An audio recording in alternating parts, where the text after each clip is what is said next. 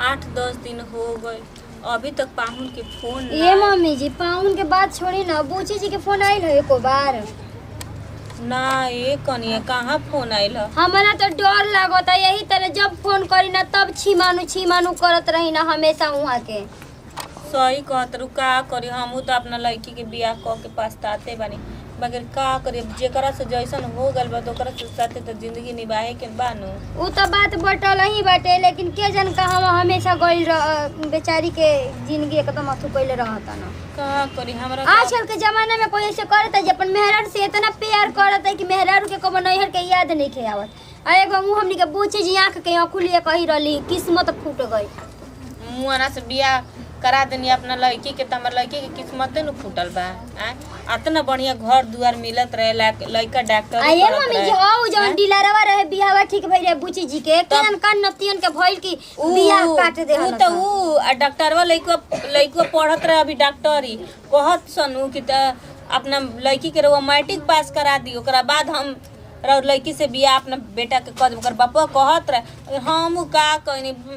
जानते बारू गांव पटीदार के लोग कल के ना लड़की के बियाह शादी कर दो, जुग जमाना खराब बा। तो नौवा पढ़ते में हम ओकर बियाह शादी कर देनी। का करब जाना तनी ना कि जौन किस्मतवा में लिखल रहेला तवने होखेला, कोई कतनो अपन चतुराई लगा दे। हां सही कहल जा, कोई ना मिटाई का तने हिसाब करम के लिखल कहीं ना जाए। हाँ उहे ना किस्मतों में लिखल रहे मार भात खाए। आता ना जी गांव के फुलवा रानी बना के रखले रही, या ससुरा में जाके नौकरानी बन गली तो उनकर किस्मतवे के ना कहे के जाना तरुनु एगो बात कि जे नैहर में जेकरा जितने लाड़ प्यार मिलेला ओकर ससुराल भगवान ओइसने दुर्गति वाला लिख देवेला। ए जीगा जन की बिटिया खाई छिपा ना हटावत रही, कहत रही दू गो तीन गो भौजाई बन जा कावना दिन रात खाती। आ ऊ तो ऊ बेटा हमर कहिए सनु कि माई हई चीज बना दे, तो हम ओहनी के बात ना सुने। मा ऊ एक बार कह दी कि माई रे हई चीज हमरा मन करता खाए के, तो हम तुरंते ऊ चीज तू लोग नाहियो रहलो लोग तबो हम बना के अपना बछिया के देत रही। हम का जननी के ऐसा हमार बाछी की किस्मत तो हो जाए। देखिए एगो कहाला सास ननद कोई तहन हइए नहीं के मर्दे पूरा सब कोई के सबक पूरा देता टे। अरे सास ननद के टेंशन में के सास ननद क दिन करी हो, निमन से रही चाहे खराब से रही, बाकी मर्दा निमन रही तो ओकरा कोनो दुख ना न होई। हां उन्नतिया का सोचे के चाहिए ना कि हमर जिंदगी भर एकरा साथे रहे के बाटे। ऊ त नतिया काहे न कोना के चक्कर में कोनो के फेरा में नहीं के न हो। आ के जाने अम्मा जी ओकरा मनवा के गतिया कोई जानत है कि तिलक दहेज खातिर नतियू के नीचे से लगाई ऊपर तक तो पर ढक देले बन जाए। अब काहे खातिर तिलक दहेज खातिर बताव तहनो लोग के गहना गुड़िया मैं हम रख बनी को करा के देनी किन के। अरे मम्मी दुगो रोटी ले आवता नहीं खा ली का रे टेंशन में रहता है। ना टेंशन ले खाए के हमरा मन नहीं के करत ना, का खाई हम भूख हमरा लागते नहीं के त खाई का हम ना। सही कहती रुकी कुछ ले आवता नहीं जबरदस्ती खा ली, अब का करब केहू करे। बाछी के ऐसन भगवान किस्मत लिख देहला, तो बाछी हमार सुखी से तनिको नहीं के, तनिको जे सुखी रहती तो कहते कि ज्यादा हमार लड़की सुखी बिया। का जाने का भगवान ओकरा किस्मत में लिखलन कि नाती ऐसन हमारा घर में दामाद उतर आनते तोरा मुड़ी छोरे आज खत्म होके के रहे गोइठा गैस। हाँ सब के सब लकड़ियों बाकी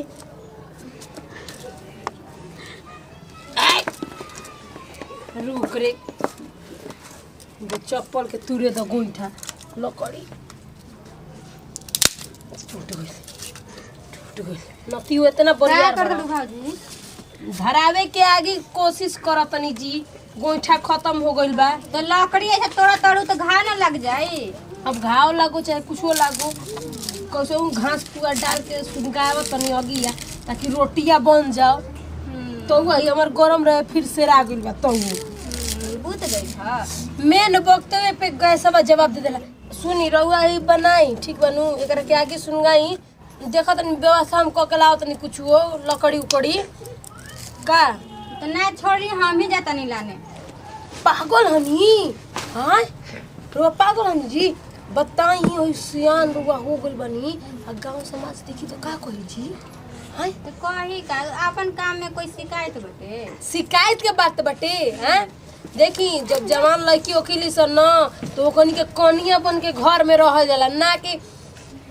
गांव घुमल जाला छौड़ा बन के। रउआ चुपचाप काम करी ठीक बा, हम जातनी ना रहो बैठी हम भी जाता ना नहीं। रउआ बैठी कहाँ जातनी रउआ बहरी मत निकालो मेगो गोड़ अपन चले चुपचाप आके सुनगाई हम आओ तनी ठीक बटे सुन जाओ हां हम चप्पल तनी पहन ले तनी और भाभी कितना माना नहीं मिला हमके घर से बहरी जाए नहीं खिला दे का करी हवा ले तो मार लागत कि कोनो कोई खबर दे तो कैसे घोड़ाई कर के धइले रहता ससुरा से तो नयर में आ के रोवत जात नहीं के मन करा कोई कौन मेरा रोवत है तो बढ़िया रही ऐसे बढ़िया बटे कि हम मरिए जल्दी है भगवान के अजी अजी काहे रोत नहीं भाई क्यों मरने पक्का अजी कुछ चोरी और का पूछी जी हे जगह रोते जी हां का भन जी आये भौजी का बोल तो रोत उठ पहले उठी काहे रोते जी का करी भौजी चुप रही काहे रोते नहीं पहले बताई तो बतिया नतिया के बेटा भाई फिर मरले बड़ान फिर मार के घर से निकाल देला ना रउआ से हम कहली ना कि मत जाई जी लेकिन रउरा बानी के मरद के मुंह में चल जाई ना चली घरे चली चुप रही हम यही से नगर में आइल बनी यही नगर में मर जी लेकिन हम घरे चुप रही चुपचाप चली घरे ठीक बा आ देखी केहू देखले सुनले नहीं खे कहम ना कि दवाई खाती हम आई रहनी हमार तबीयत खराब बा चुप रही कोई जानी ना तो का कहे कि लड़किया देखो भाग के आवती है ठीक बा चुप रही पहले दाती लगे चली चुपचाप चली घर चली काहे दिन आज भी लागत ए माई कोई आवता का कौवा टटरा की आवत रे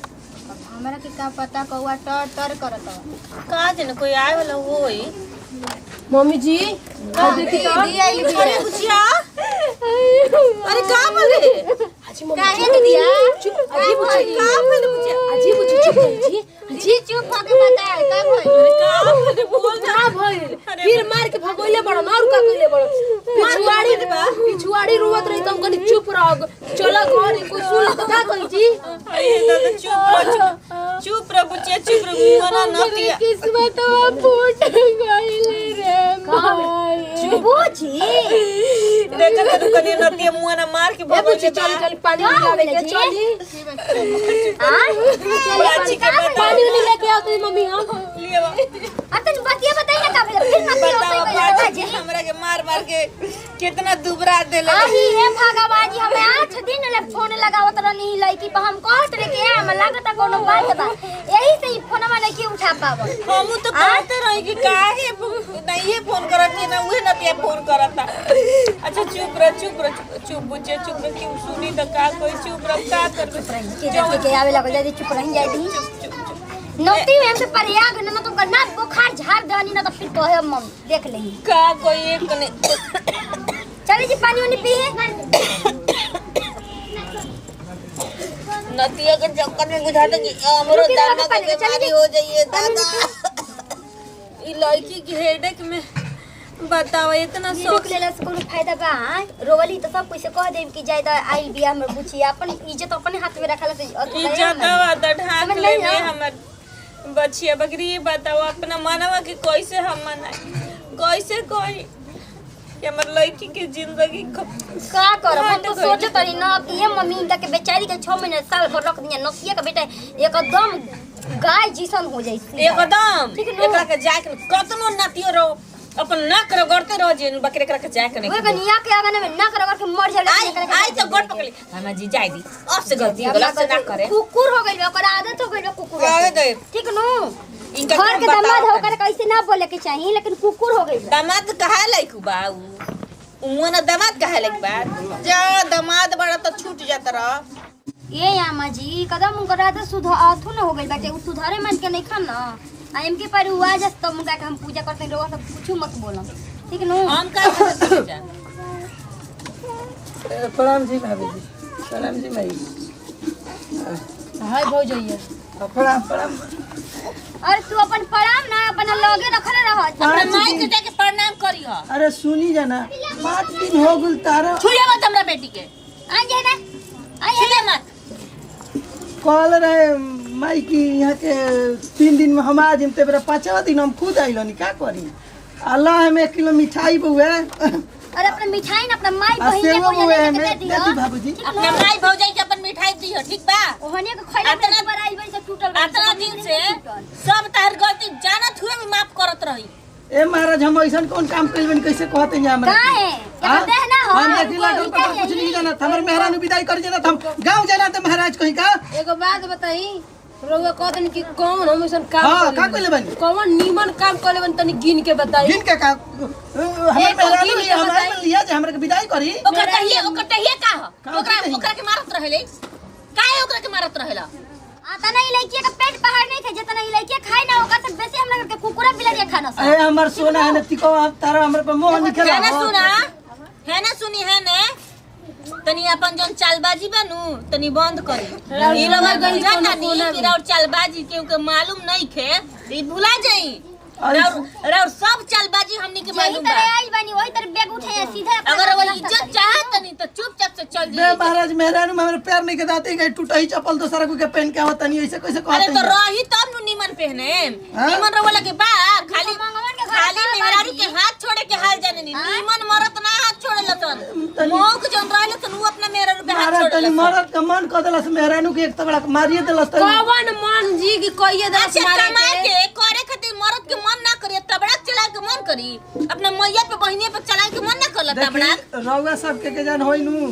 कि हम दूसर बियाह क दे मगर हम ना करब हम इनके के ले जाके अपना घर रखब हमरे के जल्दी विदाई करिए हम जाई विदाई और वो रहुआ पे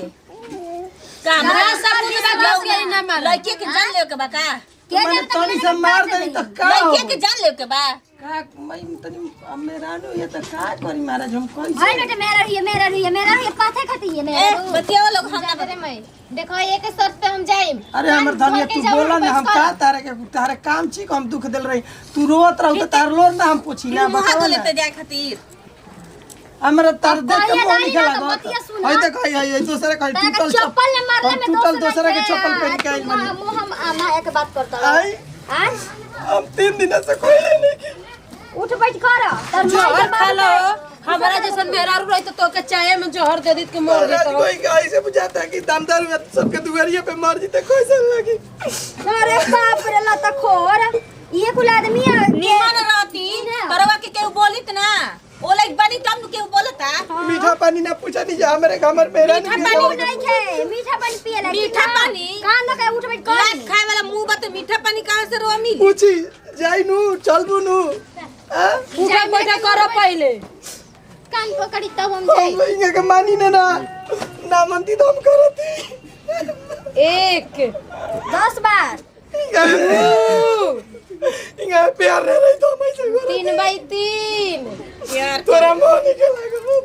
4x4 मारे खाली मोह नहीं खेला 5 मार के मैं लड़की के देख के करी माई विद्या ना हुई बराम जी भैया खुश रह हित रहो अपने तो घर जाके अपने माई बहन के प्रणाम कर तर अपन प्रणाम अपने लगे रहो अरे छौआ करी ए महाराज लीना तो लीना 7 8 9 करी 10 बार करी 9 10 जाएंगे? एगो घलुआ क के जाई ए महाराज ए हां करी और भेजा ले जा के चुपचाप से करी चलिए अब ले जा। बुझली अब से अगर कहू शिकायत आ गई मुड़िया के सवा तो देवे बुझे हमरा कौन दशा करम मम्मी जी अभी विदा जो हाली उठाई उठक बैठक कर हाली पीठी पे झाड़ू गिराई मपकी हाली झाड़ू है खाना में केस कर देना